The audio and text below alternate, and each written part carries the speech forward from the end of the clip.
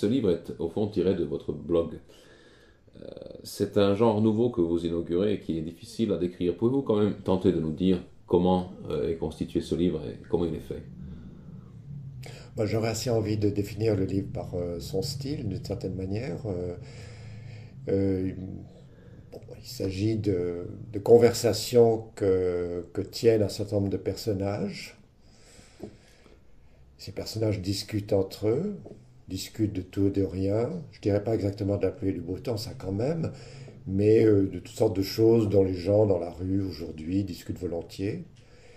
Et l'ensemble de ces conversations sont découpées en scénettes, ce qui fait que, d'une certaine manière, ce livre s'apparenterait au genre théâtral également. Donc il y a un point de contact avec le genre théâtral, avec la nouvelle aussi, mais des nouvelles extrêmement courtes.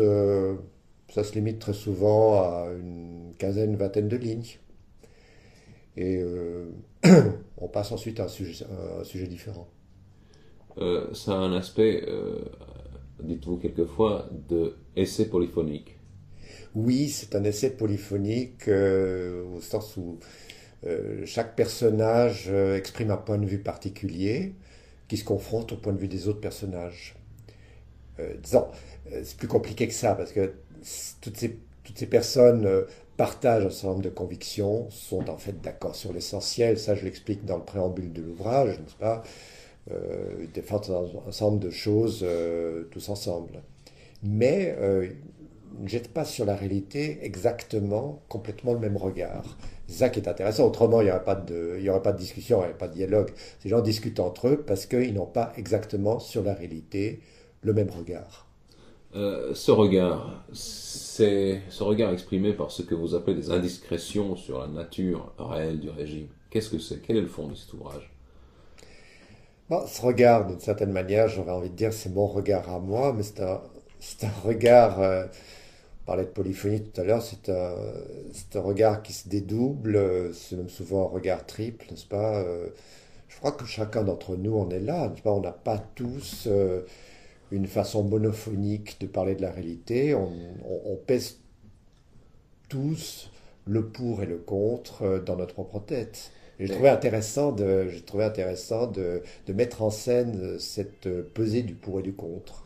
mais pour ne pas couper les cheveux en quatre et pour aller droit au but, il s'agit de la nature réelle du régime.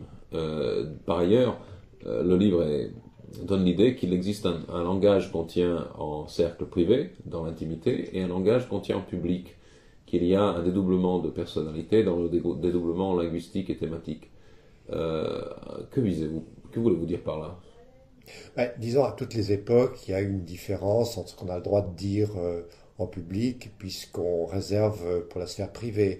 C'est-à-dire qu'à notre époque, cette dualité s'est encore approfondie. À la limite, elle est devenue abyssale. C'est quand même très très frappant. Chacun peut en faire l'expérience dans la vie courante, n'est-ce pas? Euh, on se sent très très bien instinctivement, de façon spontanée. On sait très très bien jusqu'où on peut aller trop loin. C'est-à-dire qu'est-ce que on peut se risquer à dire en public et qu'est-ce qu'il est quand même trop risqué de dire en public et qu'on garde pour la sphère privée. À la limite même qu'on garde pour soi. C'est-à-dire que très souvent, les, ces échanges polyphoniques sont des échanges qui se passent à l'intérieur même de la tête. Ce sont des échanges intérieurs, n'est-ce pas? Mais aussi, on discute après avoir fermé la porte derrière soi, avec son conjoint ou avec des amis, avec des gens en qui on a confiance. Vous donnez donc l'idée qu'il y a une menace, qu'il y a une menace sur simplement l'expression de la réalité ou des opinions qu'on a sur la réalité. Est-ce que nous sommes dans une situation analogue finalement à celle qu'ont connue vos inspirateurs littéraires comme Zinoviev? Ah, moi, je suis assez de cet avis, oui. Je pense que on est dans un régime,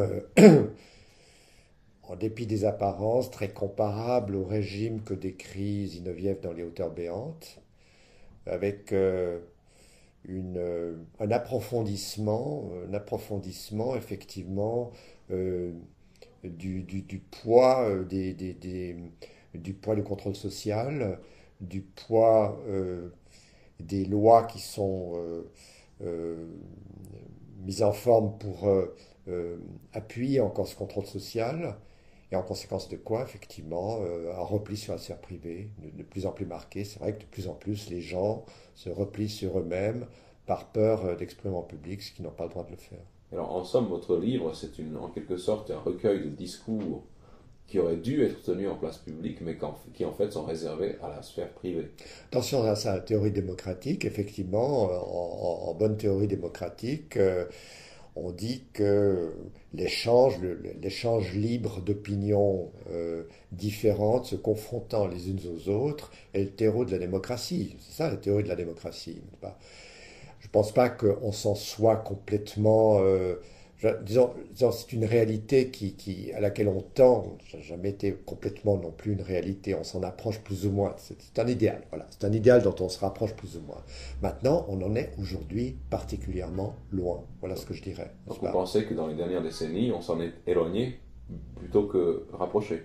Ce que je pense, c'est qu'il y a beaucoup de choses qu'on osait encore dire il y a 20, 30, 40 ans qu'aujourd'hui on n'ose plus dire. Ça, oui, tout à fait. Oui, oui. Mais Sur toutes sortes de sujets. à quoi attribuez-vous cela? Plutôt à un renforcement du contrôle social, de la peur du qu'en dira-t-on, de l'idéologie, de la pression idéologique, ou d'un autre côté peut-être, est-ce une conséquence de l'ère du vide, c'est-à-dire de la vacuité intérieure des personnes qui fait qu'on n'a pas de position ni le courage qu'il faut pour les affirmer en public?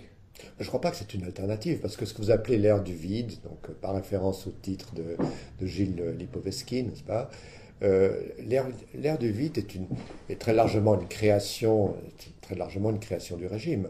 C'était quelque chose qu'on a fabriqué, c'est quelque chose qu'on a encouragé et qui produit ses effets. Donc au point de départ, il y a quand même une évolution, il y a une évolution du régime qui n'est plus, alors ça je le dirais très, très clairement, qui n'est plus aujourd'hui la démocratie, mais qui est l'après-démocratie. Ce qui nous rattache à vos thèmes éternels d'avant-guerre civile et d'après-démocratie. Ce titre, venant à la suite de ce que nous connaissons, ce titre est particulièrement sinistre. Ne vous approchez pas des fenêtres. D'où vient-il? Pourquoi? Ne vous approchez pas des fenêtres, c'est polysémique, c'est-à-dire qu'il y a plusieurs significations possibles à l'expression. Ne passez pas dans les fenêtres parce qu'on ne sait jamais ce qui peut vous arriver, ça c'est le sens premier.